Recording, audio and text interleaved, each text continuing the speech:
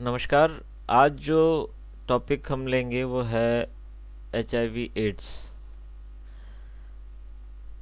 हमारे पास दो जो है डिजीज़ हैं, एक तो है HIV और एड्स है और दूसरा है हेपेटाइटिस।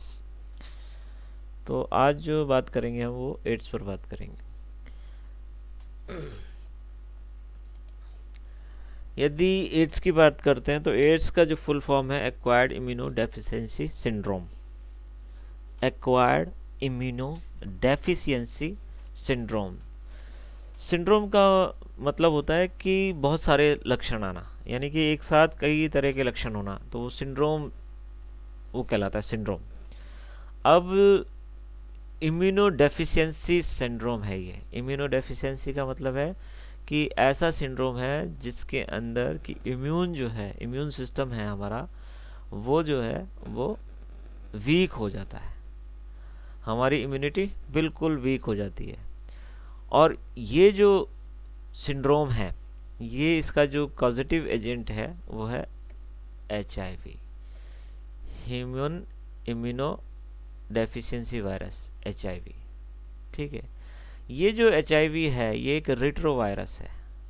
ठीक है। रिट्रो वायरस का मतलब RNA वायरस है। जैसे क्या होता है कि वायरसेस होते हैं, उनमें जो उनका जो न्यूक्लियर मटेरियल होता है, ठीक है, वो DNA भी हो सकता है और RNA भी हो सकता है। तो इसमें जो है वो क्या है, RNA है। ये जो है HIV, ये हेल्पर T सेल पर ये वो करता है, अटैक करता है, और इसका आज तक अभी तक कोई भी इलाज, ये मतलब कि इसकी कोई वैक्सीन जो है अभी तक नहीं बनी है। ठीक है। पहली बार जो है 1959 के अंदर जो है एड्स के बारे में जानकारी मिली थी। माना गया था कि उस समय जो है ये आइसोलेट किया था। 1978 के अंदर ट्रांससेक्सुअल जो लोग हैं उनके अंदर जो है इसके सिम्टम देखे गए थे, और 1972 में इसको जो है एक्वायर्ड इम्यूनोडेफिशिएंसी सिंड्रोम जो है नाम दिया गया था पहली बार। अब यदि इसकी संरचना की बात करते हैं वायरस के, तो ये इस तरह से होता है। इसकी संरचना जो है इस तरह से होती है। ठीक है। सेंटर के अंदर जो है न्यूक्लियर मटेरियल होता है, इस जो कि जो है प्रोटीन के कैप्सूल से घिरा होता है। ठीक है। न्यूक्लियर मटेरियल में RNA होता है, और इसका जो है एनवलप जो है वो lipid bilayer, lipid layer, lipid membrane से और लिपिड और प्रोटीन जो है से बना होता है। इसके यदि RNA जीनोम की बात करते हैं तो लगभग 9300 बेस पेयर इसका जो है जीनोम होता है, और ये जो है न्यूक्लियोकैप्सिड कोर से घिरा होता है। बाहर की तरफ जो एनवलप होता है ये होस्ट सेल से लिया जाता है। वायरल जीनोम जो है तीन तरह के मुख्य तरह से प्रोटीन एनकोड करते हैं: गैग एनकोड, पोल एनकोड और ENV एनकोड। गैग जो एनकोड है वो स्ट्रक्चरल प्रोटीन होता है। पोल जो है वो DNA पॉलीमरेज, और चूंकि इसमें RNA होता है इसलिए इसमें रिवर्स ट्रांसक्रिप्टेज होता है, जो क्या है कि RNA को DNA में कन्वर्ट करता है।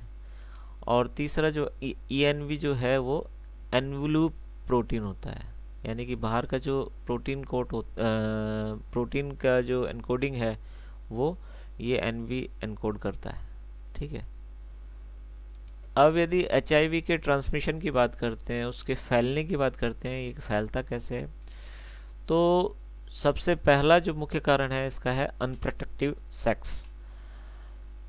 यदि किसी व्यक्ति को HIV से इन्फेक्टेड है तो वह किसी दूसरे के साथ यदि इंटरकोर्स करता है अनप्रोटेक्टिव, तो उसको जो है HIV होने का खतरा हो सकता है। दूसरा जो है ट्रांसफ्यूशन ऑफ इन्फेक्टेड ब्लड। कई बार क्या होता है कि यदि ब्लड जो है किसी HIV इन्फेक्टेड का ब्लड किसी व्यक्ति को चढ़ा दिया जाए तो उसके द्वारा भी जो है HIV हो सकता है, एड्स हो सकता है। तीसरा है कंटामिनेटेड सिरिंज शेयरिंग से, कि कई बार क्या होता है कि जो लोग ड्रग्स लेते हैं ड्रग्स के आदी होते हैं वो डायरेक्ट जो है इंट्रावेनस टाइप का ड्रग लेते हैं, यानी कि खुद ही इंजेक्शन में भरकर और उस इंजेक्शन से जो है अपने हाथों की नसों में वो इंजेक्शन लगाते हैं ड्रग्स के। तो वो जो सिरिंज होती है वो क्या है, एक जना लगाता है, फिर उसी सिरिंज को दूसरा लगाता है, उसी से तीसरा लगाता है। तो यदि कोई HIV इन्फेक्टेड व्यक्ति है उस उन लोगों के बीच में, तो दूसरे व्यक्ति को भी हो सकता है। और यदि मदर इन्फेक्टेड है तो होने वाले बच्चे को भी एड्स हो सकता है। तो इन 4 तरीकों के अलावा कोई सा ऐसा पांचवा तरीका नहीं है जिसके द्वारा कि एड्स फैल सकता है। कई तरह की भ्रांतियाँ होती हैं कि भाई साथ बैठने से, साथ खाने से, मच्छर के काटने से या छूने से एड्स हो सकता है। तो एड्स नहीं हो सकता है इनके अलावा। ये 4 तरीके हैं जिनके 4 तरीकों से ही एड्स फैलता है। इसके अलावा कोई भी ऐसा तरीका नहीं है जिसके के कारण एड्स फैलता हो। यदि हम कंसंट्रेशन की बात करते हैं, ये जो 5 फ्लूइड हैं इनके अंदर जो है HIV की जो है कंसंट्रेशन या HIV की जो एवरेज नंबर है वो 1 ml में कितनी पाई जाती है। जैसे यदि ब्लड की बात करते हैं तो ब्लड में 18,000 जो है 1 ml ब्लड के अंदर HIV पार्टिकल्स होंगे। ठीक है, सीमन की बात करें तो 11,000 जो है वो HIV पार्टिकल्स होंगे 1 ml में।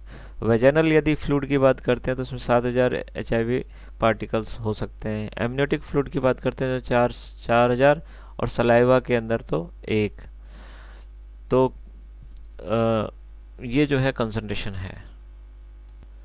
HIV का जो है 4 स्टेजेस हैं, यानी कि उसके जो सिम्टम आएंगे वो 4 अवस्थाओं में आते हैं। तो यदि पहली अवस्था की बात करते हैं तो प्राइमरी स्टेज कहते हैं इसके अंदर। इसमें जो है जैसे सामान्य बुखार जैसे लक्षण आते हैं, जैसे अपने को वायरल हो जाता है ना कई बार, तो इस तरह के जो है इसमें लक्षण आते हैं। ये लगभग इन्फेक्शन के 1.5 महीने के भीतर भीतर ये लक्षण आएंगे। और कोई ऐसा लक्षण नहीं होगा जो कि ये शो करे कि HIV से इन्फेक्टेड है। अच्छा, शुरुआती दौर से ही जो है इन्फेक्टेड जो व्यक्ति है वो दूसरों को इन्फेक्ट कर सकता है। दूसरी जो होती है स्टेज, एसिम्प्टोमेटिक जो स्टेज है, वो भी लंबी स्टेज होती है। यह लगभग 10 साल तक चलती है, जिसमें क्या होता है कि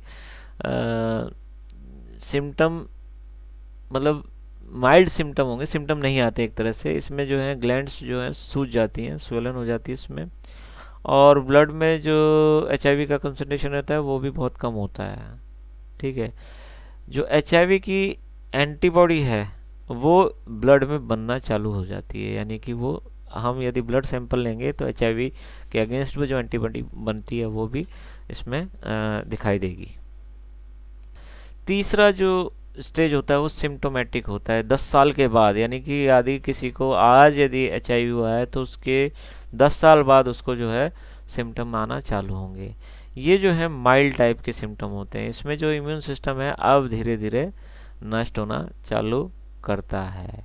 और जो जैसे अपॉर्चुनिस्टिक इन्फेक्शंस हो जाते हैं, जैसे मान लीजिए जुकाम हो गई तो जुकाम ही लगातार हो रही है और वो जुकाम ही नहीं ख़त्म हो रही है। किसी को बुखार हुआ तो बुखार ही बहुत लंबा चल गया।